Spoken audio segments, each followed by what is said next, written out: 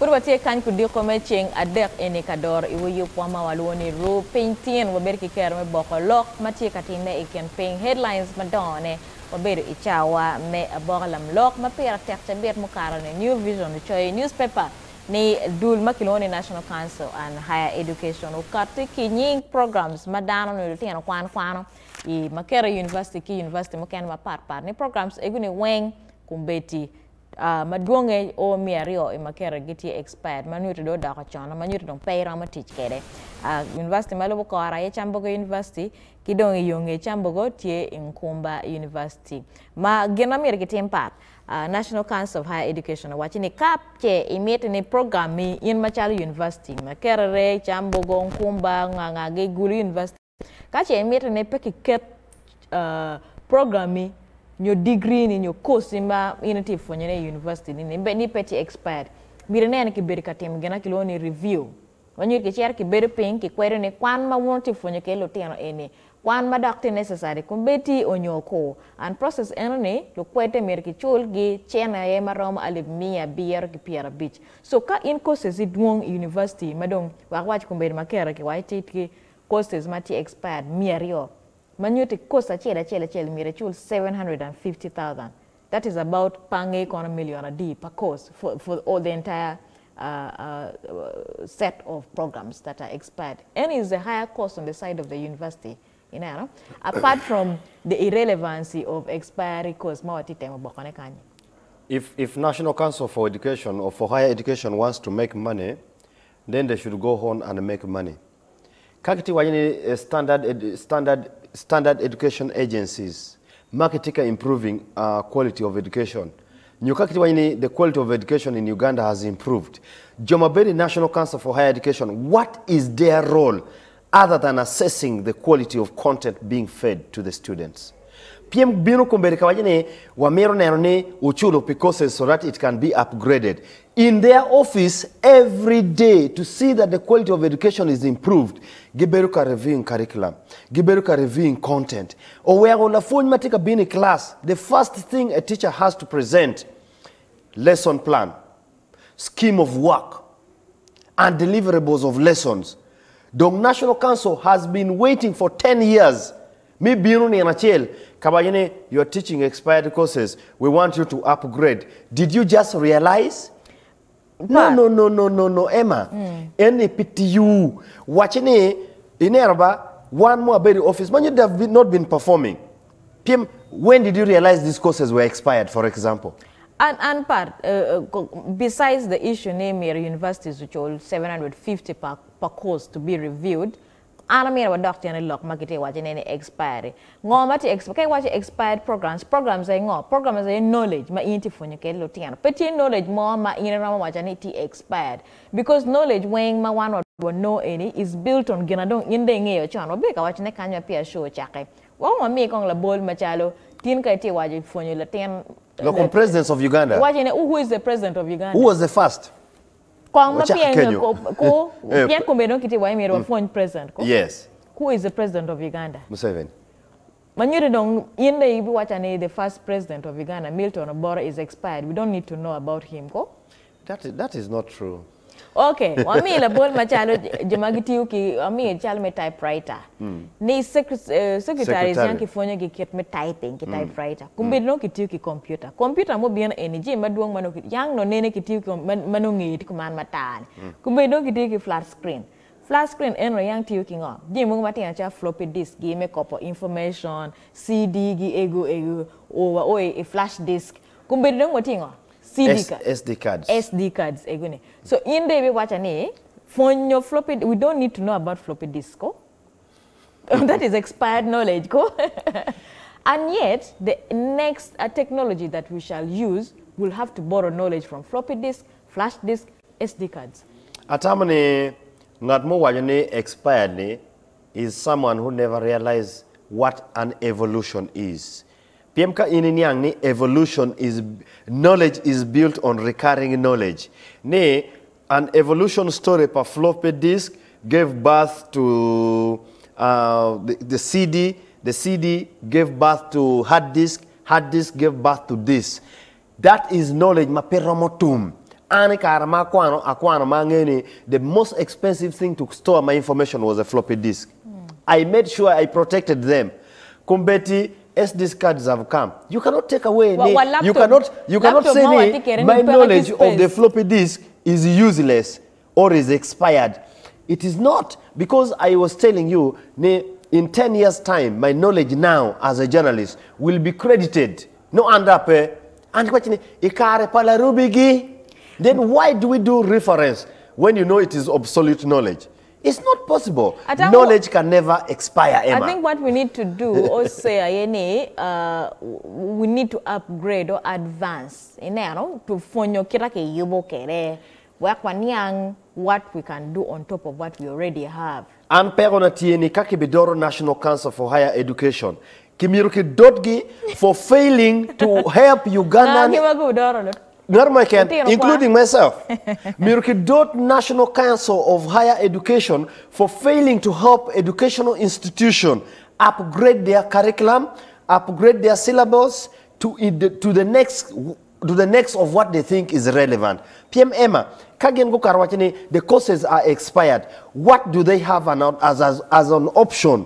Ni again manyen mo met no phone kilo tino wo kadong gen manyen no met wa phone pingo phone e kwera fo e ma po waje chuan we ki kon Dano mi don kiti wachini be kwanyo course me a ki expiry list and mire chul 750 we ki tem kwed ki reviewing ki any bia chara. For me that is money making. It's a venture to make money. It's not something serious. It's very useless. In meta mamego kanyi wani ket part Robert LARUBI ameta ne pe Tampa station tama mega wani ket part berki ker me chwali bena tammi chwali message go bena chim wa yabo chim wa ngida ke ka chaka rio ke kan no chim wa tio open berki ker me go chim chwali message tammi tika kwana ko bedi in tira ten kwana university nyoy tira nyoro nyoy tie guardian la ten kwana course madon kiti wache diti expire tiji munonge lu tijo briema gyodo kejeko Any perki kaya machwali ye tami. Ono wane an kumbeti lok nyo chawa me yot kom lok matikate kumbeti ni Uganda tie kien lowo nyo daktari magubichiara kaneno kwet ikom tuo jonyo nyo HIV ma lawo waji kanyi kumbeti namane tie oka irmalo pat. Daktari maduong kumbeti kitika chiara e conference i lobo me Australia kaneno ne ki kwet kon kwet matur ikom tuo jonyo ma kera lawo waji kere ne is on the rise. Sitwale ken lutiano mwaka para bid me oa pa we bor infections tie kera Uganda AIDS Commission waji kere ne kwet enene yata ti kwe wipo na wachi kibichako kile yat me tuchudan peda amonya do kwet kitika tebele matak ma kitete mugira kiloni clinical trials. Now clinical trials kela chekwa ni kichwaro daktari me Uganda mikelo neno kitma kitiko kwere pero ni atamani neno kitie ni kakitika kelo new innovations science and technology kwa kitika advancing makiti wachini wate kwanyo Dano ke monye yat boli chop chenjui watika Myero kelo yat makibi tuju kwa danyo kituji kichiel idue achiel manyote instead of monye yat achiel chenjui pange yuko raki monye achiel piniana achiel nyoke monye achiel odioko ki monye tiano I don't know enta Myero penyeni kano monye yat keto ni chenjui kira achiel makibi tuji wanke chele ken kirika ne luor lubiar nebigo no ebigamo. So at the end of the day, Matima yeni innovation is critical, but also daktari ma megwa mechiaro kaneno kitma kikelo kwera loga ilokum yat is also very important. Wano ngai mabe ki wajo ni Loka tuo Jonyo ke chere rakai the heart of HIV/AIDS uchakete chalo chok e Uganda kany. Donc any pera tekni daktari ma megwa are not isolated, but they are part of the innovation technology within the science arena. Atamani kibora tamati kenyo. Adada ni kwet matut ane mete iwa yom ni ken daktari magubichiara Australia ma Uganda tie Dr. Sisse kitio ma en utie mateko to almenen kwet matut kitie ka mete ka kwet ne ikum tuo Jonyo ma futie ken penge Dano wigi pego will merki bed mano ki Gugwoke wa bede ka duor ne kanya ne cha wani ket pat ABC food mete ABC ingo Abstain, be faithful, or else use a condom. Ki roch bol. Mena ye manake moro mini wu tips. Me po wu I chawa me yot kom. Line dong tio open. Bet ki ker me go chim 0753-180-767. Number nyo chim no water bino no water bana po wu e kom lock me bia chara chat ke wil tika wat ne ning. Kumbeti kamera ti wache pat niki dwaro muchoro e kom chimping message mo ngale. Fodi, wate korne, ngarmono go chi meto beeping. Okay, peki beeping ba. Go chi mo lumuro, waka I chwal duoni I kom lok mo at nyaka kundi ko inweng. One loti velo? Yes, para poi c'è una guerra. What for bene? Man Thomas Kelera. Thomas Kelera, I choke in. Ana choke mo be kono boto. Watch what tell me. But gimma alena machalo atabna mera kat kere yen na lo paladita policeman in Uganda. Molo lo komisiono bira me ruenyo dul tich ba askari. But ana tiga no ni peho machine wen ba dul tich askari wen peho tiga akibod LC1. Tienga ini nano na tirna ke choy mi cherti no gamo warga akibod LC1.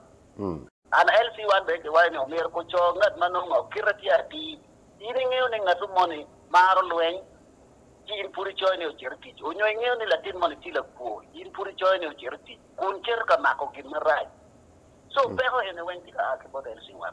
Pero mer ko cho ngat magene do cho ngat majalle ma pe mako lo chune ma pe ber ki niga cha wen ma pe la lwen ma pe la ko so pero ti body Ofo mata. Balu bagi loka life jacket. Atika neno chalo gin element chalo abidong contract pala dit mo yeti ye kido mega kamente. Pieni no ka wala kingang don ke mero ruk life jacket. Ichao ke na pe ke me wilo na. O mero dati mo. Boda be o mero ruk ko ne timo ngo be o mero ruk. E no bilare nini. Don't tap. So ketika dong ngado bang do ti obale wa nga chara pe ke po be dong so loka life jacket pe kom da na chara binano dong per pe te twal kai kerbot boda guru ko lo ma killa la china ka na kinga nga jara mo pe da ti meron no pejoti cherna mugongo. Ofo mata. Well, those are very critical issues. Yes. LC iningeni ngari la kuo, ene la jwa, ene la ya ot. Eto kake biro ne kicho warga ine ko mi warga kuna ngene bu cerka mako mo dugo Thomas. So at the end of the day and now ya we are cloud atamni mir ke ci koy dag ma tot ni LCs magami warga gimi warga in ngage joma ke mini warga ge genne piem Thomas tiga wajane ni ine tiga mi warga ir la kuo cerka mako mo dugo no kon kwa toro od la bom dugo ba kado no mo dugo ci tammi no mi rotem nga apen madiet. Lofte kenyu. Ada daini. Mete ki go chin pe go chin mana dong line do bu gyan no chao dong ti tuma go chon wa ko bin lok yo beno chon. Number T screen kenyi tika word ping 0753-180-767. Chual tami kum lok mo ber kanyo akane kun deko eni weng lok maduong eni weng. Wa ber ki ker me gunya duoni. One lot TV lo? Ini atamne genmati clear ni number watie kenyu we cannot call you back PM1 we amo but in kitiki kero go chim don't beep. That's the situation here. Emma neti waji lokum biachara. Yes, biachara kamento waji kibidwaka muchore ekom lo chat chim nyo chim makiti yupene ki Uganda we po waji kanye kamento titi mateko twal menera ne industrialization tema Uganda na manve park ke industrial parks maduong makenecha ke Myero ke Uganda Investment Authority kumbeti ching mo matian tian ene makiloni ka viritini ke chakonong yupene assembling ke Uganda so me wakoni chat pa chim ene chok eno mete kameto waji ke bidwa ko mchoro ne ping dwa ko mchoro pa chim ping is a welcome idea PM tax reduction on your kwanyo mchoro completely and again makonya dana menene ke kilo projects ma part and miringeni projects ma part ma ke ni Emma konyo gen companies and maybe mimi you teach it dana ma part pangeu ka aromo gamo chimi then we can proceed from there. One low TV hello. Hello. Allora. Yes. Allora ti kasumbana ati gulu. Yes, Mr. Loka joining. Acho mabe. Watch watami igimo can me munyo dik matien. Ya, artia loko kumje Mario. Yes. Ma che lok me Kwan. Then for courses madam timonio when expiring. Courses more expiring. Ikara majority akwano ne university pe good doc. Chien menero neni kitimo review. Kar hikare mnyer kitim review ke awini wa ni mwagabi. Review eoni mapeke timo eoni meru kesa hiwa ni negligence. Geno nguberu kungeni kadi one for team review kadi for updating cost money eoni. No wa made making of no chene boda to wa made making of onyo engine machon. Jidong Yen marad na do tima yeni kumbeti eni wilobo dogo ngari moni muti mukozi Uganda pero mo chiaro ti lobo mo mano pinu do ye pm kita ero fonye kere kiti mi ma enti yu kere tero computer meti lobo mo kene ni peki fonyo giki kai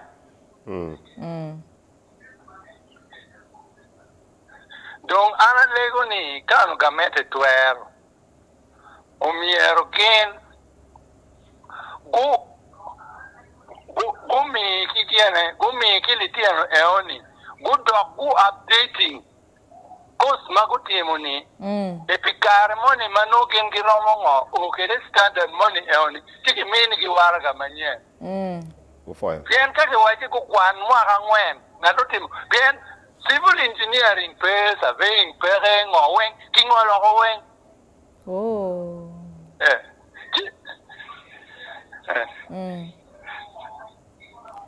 Wait, wonderful. No, government or updating. Kikil kireme kwan matbe makita wilo mukene tikatimu neni. Kawe ngo. Kawe hokon. Ufoyo mata. Before it was. Wow. But look, make one any is a very important issue because it hinges on so many things. Teach padano, choy lutian manyen, wa university jomoku donya. Joma dongo tiago chalo wan gi eni ko ende bi cher donki wachi ni genu yen kwana tutwale donka inde be mano petty team gena kiti longo ne personal development no pian university mo kan courses mo kan peki fonye ket matiji computer ento Dano went further ahead me fonye ke kan gi matiji computer pa Emma amero mi scenario, a simple scenario. Nat mo kwano diploma in Uganda. Ko chiaro ilobo mawako US, UK, wherever it is. Kao chierma ikwano diploma, for example, for 4 years. Iti mwenyewe. Ikwano diploma, ento chiaro itiyu for 4 years work experience. Ka ini chiaro lobo mawako, trust me, in 1 year, give me a bachelor's. Pingo, they quantify more the work experience. And then the 1 year, ma ini doc where the school any. Ma ini normally they don't recognize kwanwa. No, I'm what the doc behind. And I think what you need. In some countries, there are some institutions mark upgrading. And I want to tell you, I am one of those guys, benefiting. And I did diploma in journalism and mass communication. I went to Aspen College in the US. I bedu kuna kwa pedue makarma wacha beda to you and me tonka bitking organi. 6 months, I was taken into a refresher. When I came back, I did online. I was given a bachelor's. Now, bachelor's only at the end of the day, kanina kwana Uganda, I needed 2 to 3 more years to go and upgrade to get a bachelor in journalism and mass communication, which was not needed. Compared ma anati enika anadwa US nyo UK to go and upgrade. I need only 1 year to get a master's, which is not the case in Uganda. Programs. Wagam team. One low TV hello. Yeah, hello. Yes, it's okay. What are you looking at? Kikweni? Yes, Ochen Morris. Me, Tammy.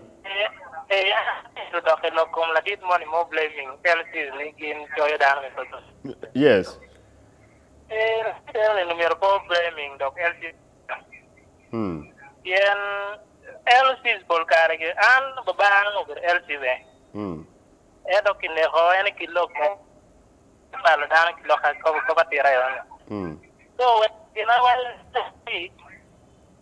all of the water ready. La anything all over. So, law is the kind of thing. Oh, but don't failing or succeeding. And I do get a very year. So, Gina else is been married. Okay. Oh, for my take what ni and take argument ni elsis kiro blaming again ento la chen ka elsis benepo ngarmo ngi la kuogere ngarmo mer succeeding ko ma mege ero ka eno bi indak pe mire warga ka digo failing for rio dugo en bor in chele what ni in beru ka nyono ngeya where I didn't succeed so and why ni ke work system obet open blame game yiti maraj yiti mabe obet pe kenen ket maketero kwede hello One World TV. What's your baby, Mr. Kaya? Yes. Give me, I'm the man, dog, and now got the casino. I've been dog man, not the dog man, my dog is on school here. What you may do expire. Did you know the American method only my tutor? Then look at the way I will give you a review food or with you do you come on and see a little me, Tamadon, but you were again then again, who will look at. And take a look at don't give. Then you cool, one could when a pedal around what you may do expire and after not a few hours you can back budget. Man, they don't marry your painting of their cat here, you know. They marry or don't take it permanent look man. Look jacket, ne jo bu biru na mo gongo. O merge ruk jacket. Look ni no mer yang jak wa je na jo. Ina ka dong e wa je ma dong Dano do wor dong ge ti bi na dong. I bi no ko ne. Uno jo mo ke na gwa nyo no je ma ki pe me wi lo lai jacket ti mo me. Chu no gwa gem po bu bi no. Na. Unyo ka gem dong wa mo pa lo ki gem te ke wi lo ke lai jacket dong te po ko ki yo do. Man give my more than my Hannah name, you know. They don't look on my dog come to 50. Man, my Yannick, the Lord of Fiji. The kill team, the Lord of Fiji, my kill from a near teeny. How I will look and what my damn don't take it. Mogo out of it, go ping the chicken. Here is the Lord at Tora men. Oh, it all back kill the animal by 2. Then talk and a town or jump and no peric or skill here to teach a tap to check. I'm a poor girl with a don't do about me too. Mr. Kaya. Mail submissions, my baby on all topics. Loka mabepa. Yeah, atamani mi achel ma gama yot a perona tie benani ka ini lor security farm o Pierre Deck. Ketni security farm achel tika choy Dano I kwanyu Dana di ki dog teach. Men wang food beru chala chara atora ma porlo pero mi covid ma choy bediani. One World TV hello? Hello? Yes. Ronald. Yes, Ronald. We take a go chimi kwe. Man Ronald guys. Yes, watch Tammy. My shell you got program. Go for it. And I got new security part.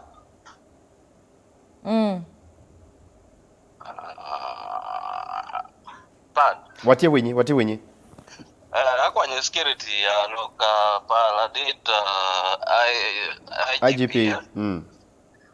About physical security. Part of them local area how the in Pero Jerry Gan Palabori in no Mary Banty at one. I know security police I had Neferia Kinagi can.